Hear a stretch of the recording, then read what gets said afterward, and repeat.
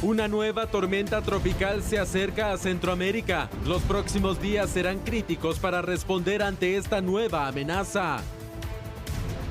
La Unión Europea donará 50 millones de euros que financiarán 3 proyectos contra la desnutrición. Los presidentes de Honduras y Guatemala se reunieron para tratar diversos temas. Analizamos qué tan fuerte es la unión en Centroamérica. La próxima semana finalizará el conteo de la incautación millonaria que fue realizada en una casa en Antigua Guatemala. SAT inició con un plan de fiscalización masiva que supervisará el cumplimiento tributario de los comercios. Autoridades impulsan las exportaciones del chocolate guatemalteco con un evento virtual.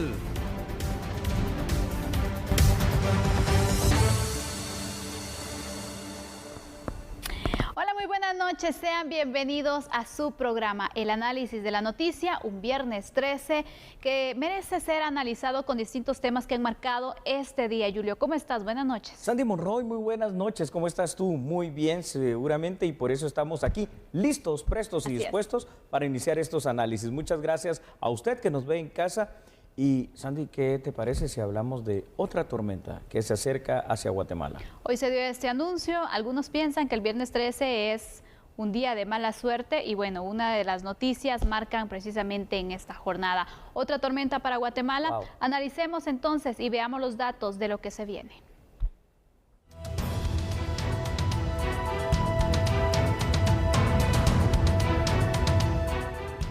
El fenómeno pasó de ser depresión tropical a tormenta tropical en el Mar Caribe. Actualmente se encuentra aproximadamente a 500 kilómetros al sur-sureste de Kingston, Jamaica, y su trayectoria es hacia el oeste-suroeste a 6 kilómetros por hora.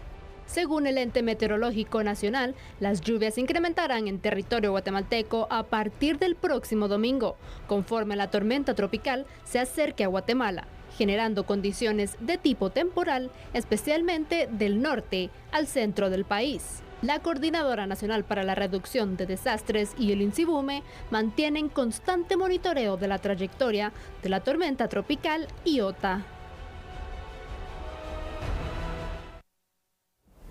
Bueno, ahí lo tiene usted, una situación terrible, ¿verdad? Tremenda. Así que vamos a analizar algunos datos, Sandy, porque esta tormenta tropical Iota seguramente nos pondrá bastante difícil la situación. Vea usted, por favor, ahí en pantalla, detrás de su servidor.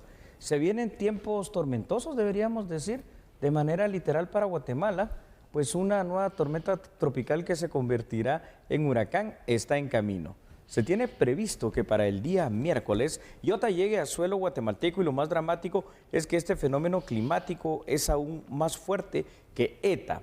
Desde ya los gobiernos municipales, la CONRED y el gobierno central, Sandy, deben iniciar de manera pronta las acciones de prevención para evitar víctimas mortales. Esto significa que aparte del monitoreo de Iota se deben preparar albergues y monitorear las áreas que se prevén más afectadas para realizar las evacuaciones correspondientes. Así es, Julio, situaciones difíciles. Sabemos entonces lo que podría representar que esta nueva tormenta se registre en nuestro país, que nos dé estos efectos como lo que ocurrió con ETA, que todavía no nos hemos recuperado, todavía estamos en el proceso de que se pueda ayudar a las familias que fueron afectadas, damnificadas por esta depresión tropical. Y ahora una nueva amenaza, Julio. El temor se despierta nuevamente en las personas que viven en estas áreas vulnerables y en áreas que podrían ser riesgo también de los efectos de este nuevo fenómeno natural. Sobre todo, Sandy, cuando consideramos lo siguiente, esta tormenta tropical Iota, que está, primero, próxima a convertirse en huracán. Segundo, a 900 kilómetros de Nicaragua. Sí. Y el recorrido estimado es que pase por Nicaragua, que pase por Honduras y obviamente por el territorio guatemalteco. Lo único que en la previsión se tiene precisamente esa situación de que abarcará casi todo el territorio guatemalteco. Ahí lo estamos viendo precisamente en pantalla. Mira que es prácticamente todo nuestro país el que abarca Iota. Y aunque las lluvias empezarán a aumentar a partir de este próximo domingo, se espera la llegada para Guatemala a partir del día miércoles. Hay tiempo para empezar a ver albergues, hay tiempo para empezar a ver a cuáles son los lugares más vulnerables de conformidad al monitoreo que se esté haciendo de Iota para ver a quiénes habrá que evacuar, porque seguramente habrá que hacerlo. Y hay tiempo para prepararse para todo lo que se va a necesitar. Mira esa potencialidad que trae esta tormenta tropical. Y justo en eso iba, Julio, porque entonces se espera que para la siguiente semana se pueda iniciar con los efectos de esta nueva tormenta tropical que va convirtiéndose en un huracán. ¿Qué podemos hacer como prevención, Julio? Estamos pues ya a la espera de que pueda entonces tenerse esos primeros efectos, pero nos da tiempo todavía de tomar ciertas acciones, o al menos también a las autoridades de poder coordinar. ¿Cuáles serían esas acciones inmediatas que tú consideras y recomiendas? Claro, fuera de la coordinación que tú muy bien has dicho, interinstitucional por parte del Gobierno de la República para prepararse y para estar monitoreando exactamente la fuerza, la densidad, la velocidad y cuándo es que entrará al territorio nacional y cuál será su recorrido para estar atento sobre todo al tema de los albergues y evacuaciones. Nosotros en lo personal podemos hacer muchas cosas, es decir, primero ya prepararnos definitivamente con esta mochila de las 72 horas, ¿verdad? Para poder sobrevivir estos 3 días de conformidad a la intensidad que pueda dejar Iota. Recuerda que puede tirar cables de fluido eléctrico, que se pueden cortar suministros como el de agua potable y muchas cosas más. Entonces, medicina, ropa y esto se necesita linterna y radio, ¿no? Para estar comunicados definitivamente. Y por supuesto, es evidente que siempre este tipo de tormentas tropicales se hace todavía más peligroso en los litorales, en las bocacostas y definitivamente en aquellos lugares como por ejemplo el departamento de Izabal por el trayecto que trae, ¿no?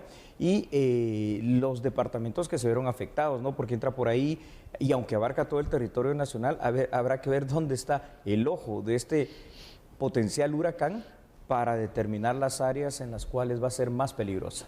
Así es, son algunos puntos que se deben tomar en cuenta. Me imagino que ya la CONRED, distintas instituciones también que tienen que ver con el tema del apoyo humanitario, de las cuestiones de reducción de desastres también, pues bueno, deben estar tomando en consideración esta situación, el recorrido, el impacto que se espera para nuestro territorio y de esta manera también activar las alertas tempranas, que esto es algo muy importante y algo vital al momento de registrar situaciones como estas, especialmente cuando tienes varios días previos a que impacte directamente. Es correcto, Sandy.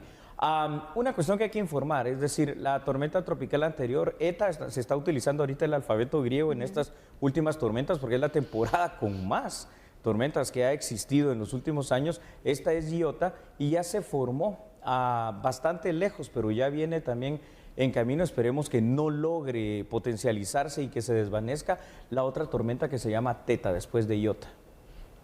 Impactante, Julio, pero sin duda alguna lo que se ve con esta situación también es que, pues bueno, tantos años de hablar acerca de la prevención de desastres, de esas medidas que se pueden tomar y que no se le ha prestado atención al tema, también se ve reflejado. Y yo quisiera que antes de concluir con ese tema, tú nos pudieras ayudar con unos datos que también se han preparado sobre este tema, la prevención. Con mucho gusto, Sandy, eso vamos a hacer. Vea, por favor, usted los siguientes datos. Escuche esto que vamos a presentarle. Y es que, Sandy, Guatemala está sufriendo y evidenciando los años perdidos en cuanto al trabajo de prevención de riesgos y de desastres en la magnitud que corresponde, ¿verdad? Esto debido a que nuestro país desde ya hace varios años se encuentra catalogado como uno de los países más vulnerables en el mundo a estos fenómenos naturales. A esto hay que sumar que Guatemala y en general Centroamérica no ha trabajado mucho para evitar y contrarrestar los efectos negativos del cambio climático.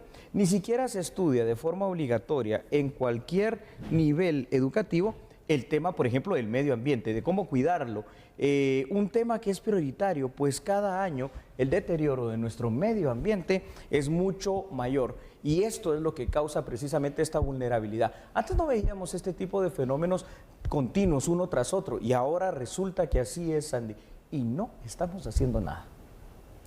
Así está el panorama entonces, siempre es necesario tomar en consideración las alertas, las recomendaciones de las autoridades. Si usted vive en un área de riesgo, es necesario que se pueda poner en contacto también con las autoridades locales para buscar algún plan de acción y de prevención ante esta situación que se viene. Así es. Debemos estar preparados ante cualquier panorama que se nos pueda presentar y siempre recuerde, la prevención también se debe hacer en casa. ¿Vamos a la pausa? Vamos a la pausa, Sandy, claro que sí, pero cuando regresemos traeremos otro tema importante, ¿verdad? Sí, así es. Entonces, por favor, usted no cambie porque nosotros somos a la medida.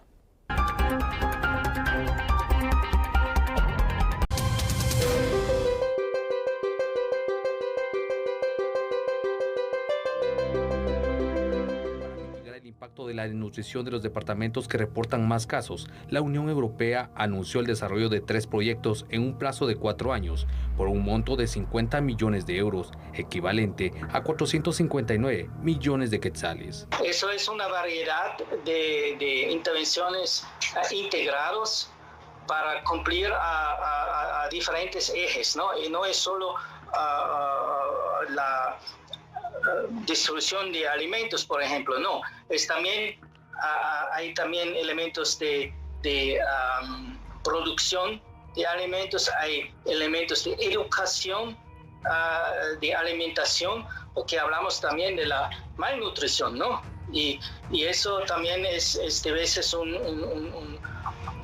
un fenómeno cultural donde se tiene que intervenir ya en escuelas y además se enfoca también a los niños muy jóvenes entre 0 y 5 años, porque ahí el impacto es el más fuerte. Entonces, de eso se puede hablar de horas. La OPS, UNICEF y una ONG coordinarán el apoyo brindado por la Unión Europea. El último reporte de salud señala más de 24.000 casos de desnutrición aguda en menores de 5 años.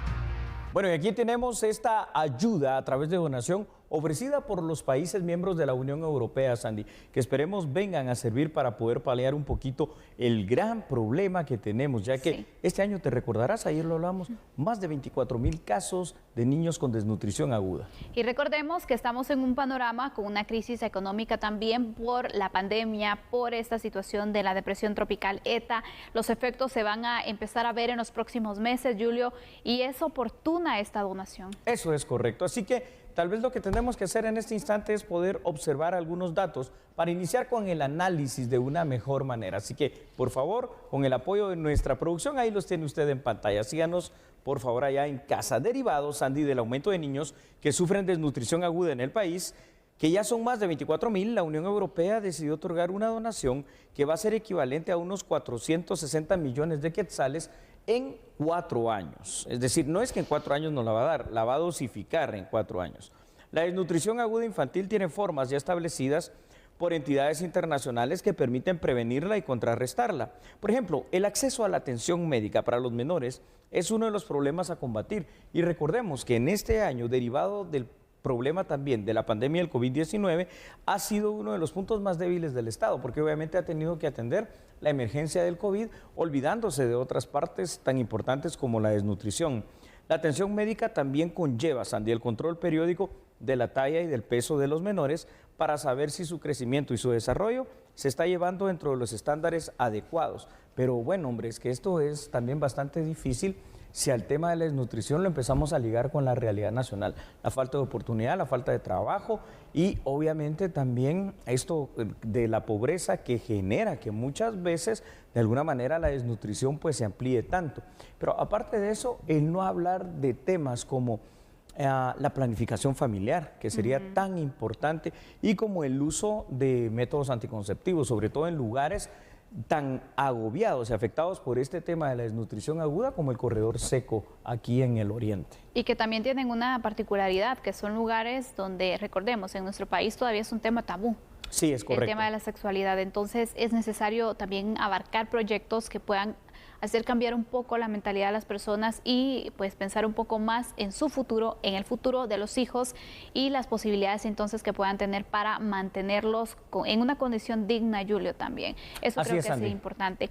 Hay algo que me llama la atención de esta donación, porque son 50 millones de euros, pero que no se van a dar en un solo depósito, si lo queremos ver así, sino que van a ser varios años para poderlos ejecutar. Es correcto. Entonces, ¿cómo darle ese seguimiento, Julio, y a qué darle prioridad? ¿Cómo generar ese desarrollo entonces de estos años en los cuales se estará dando el desembolso de estos 50 millones. Sí, fíjate, Sandy, que esto funciona de la siguiente manera.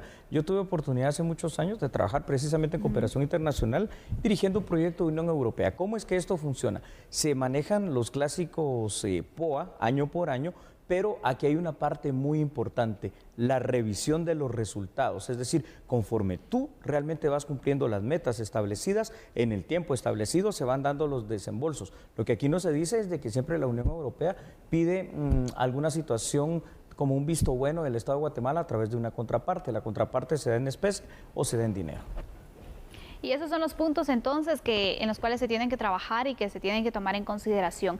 Asimismo, las condiciones que pueden generar también la desnutrición, Julio, y quiero que tú nos puedas ejemplificar y mostrar unos datos sobre esta situación. Esos factores que son importantes, que puedan atacar también y que los incluyan dentro de estos proyectos. Así es. Para ir concluyendo precisamente este tema, Sandy, vamos a compartir con ustedes para cerrar estos datos importantes. El acceso al agua, el acceso al alimento es otra de las medidas más importantes para poder prevenir la desnutrición aguda. Sin embargo, esto no está garantizado en Guatemala, Sandy. La lactancia materna es otra medida que parece muy obvia, pero que en muchos casos, derivado de la pobreza y la misma condición de desnutrición en las madres, pues obviamente no aplica. También es clave que los padres tengan información sobre la alimentación y la nutrición, algo que se dificulta en muchas aldeas y es importante tratar a los niños que ya están desnutridos. En conclusión, Guatemala tiene un arduo camino para recorrer a efecto de combatir y tratar de erradicar la desnutrición aguda. Recordemos un dato dramático, solo este año aumentó en un 71% con relación al año pasado. ¿Qué significa eso?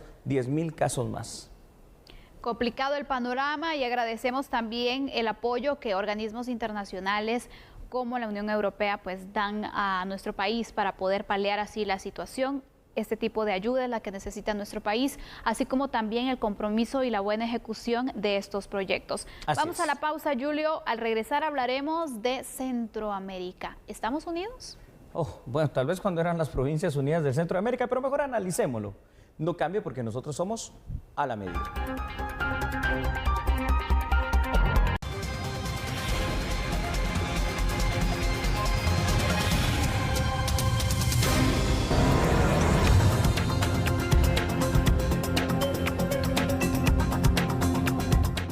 Ambos mandatarios acordaron buscar en conjunto que organismos internacionales apoyen a la región con recursos económicos para combatir embates del cambio climático. Tenemos que considerar que la tragedia que hemos estado viviendo y la perspectiva de que la semana entrante volvamos a tener otra vez otra depresión tropical azotándonos muy probablemente a partir del martes de la semana entrante, nos obliga a un repensar de lo que tenemos que hacer como gobiernos en el tema de la prevención, el control de los desastres naturales.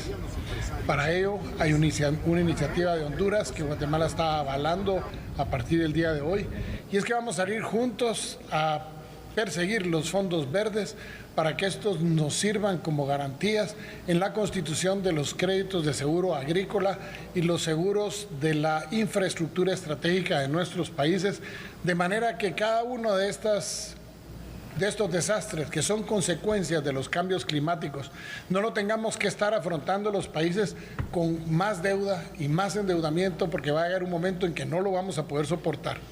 Pese a que ambos países tenemos índices macroeconómicos muy estables y que podemos tener todavía un poder de endeudamiento superior, no debemos desperdiciarlos en este tipo de eventos, sino que al contrario creemos que debemos acceder a esos fondos que la comunidad internacional ha establecido para apoyar a los países que sufren los efectos del cambio climático. Asimismo, realizaron un llamado a los presidentes de los países centroamericanos para unirse a esta iniciativa. Ya solicitamos la cita al presidente del Banco Centroamericano porque vamos a tocarle la puerta al Banco Centroamericano el lunes. La intención del banco siempre fue esa. Y yo agradezco al presidente Yamatei que se va a desplazar hasta allá, porque creo que el Banco Centroamericano, al igual que el BID, al igual que el Banco Mundial, ahora tienen que demostrarnos de qué manera están hechos para atender las necesidades sociales, las necesidades que tiene el país en materia económica, los países. Y de aquí saldré a Nicaragua, el presidente llamará también al presidente Bukele, para que lo que es el corredor seco centroamericano tenga una sola propuesta.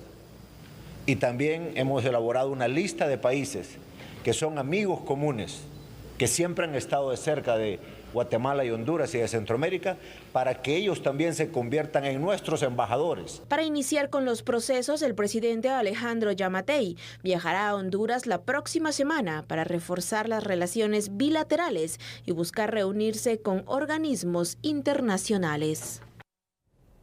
Bueno, interesante, ¿no? La visita del presidente de Honduras a Guatemala, Sandy, y definitivamente también el hecho de que vaya a visitar Nicaragua en este espacio.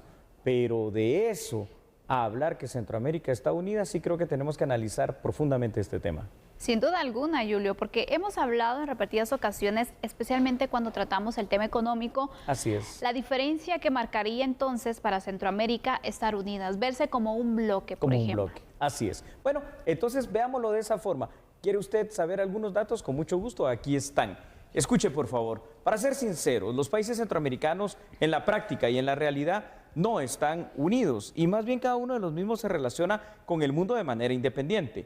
Vemos el caso, por ejemplo, Sandy, de Panamá, que tiene una mayor relación realmente con el bloque de países sudamericanos, particularmente con lo que es Colombia, o Costa Rica, que nunca ni siquiera se ha querido adherir a convenios centroamericanos como el CA4, por ejemplo, y el mismo SICA y Parlacén. Nicaragua mantiene por muchos años un régimen dictatorial disfrazado de democracia y su política es bastante distinta al resto de países de la región.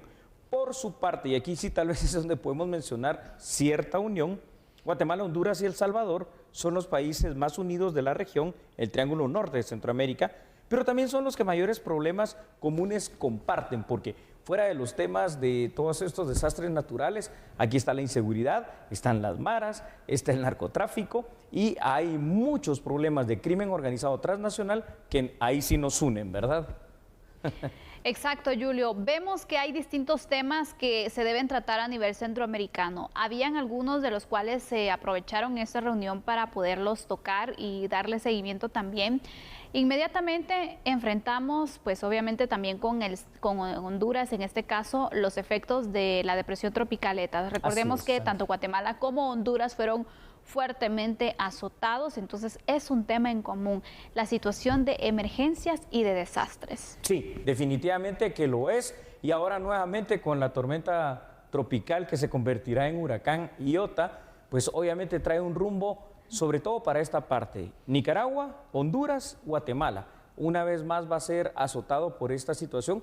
Quiere decir que el bloque de países centroamericanos también tendría que estar listo para poder afrontar este tipo de emergencias de una manera unida. Si bien es cierto, también nosotros agradecemos mucho la ayuda como país que mandó el presidente salvadoreño, solidarizándose tanto con Honduras como con Guatemala por el número de víctimas de la depresión tropical ETA. Y también es cierto, y hay que reconocer que Honduras mandó también helicópteros para esa función y luego fuimos recíprocos con Honduras en ese tipo de ayuda. La cuestión es que la unión me parece ser que se da solo cuando hay un problema, cuando hay una situación o cuando Estados Unidos los convoca para el tema de seguridad, pero después en la práctica no.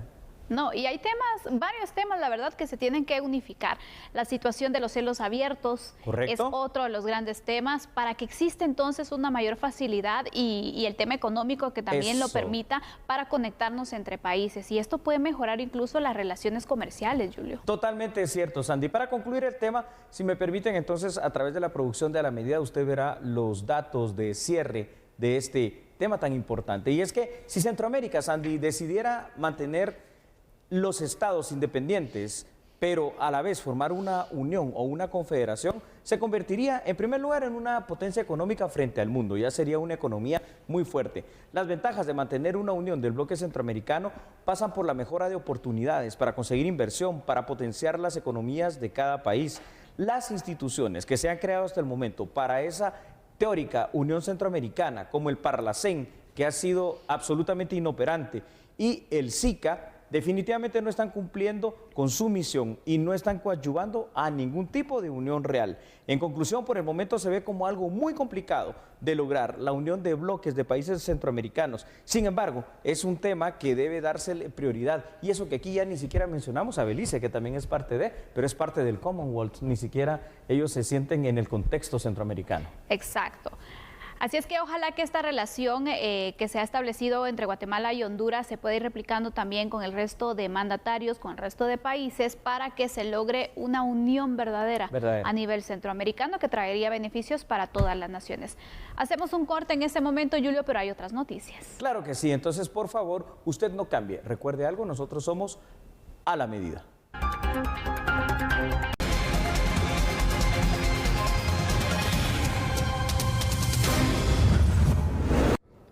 Para la próxima semana se espera que el Ministerio Público finalice con la contabilización de los 122 millones de quetzales que fueron localizados en una casa en Antigua, Guatemala.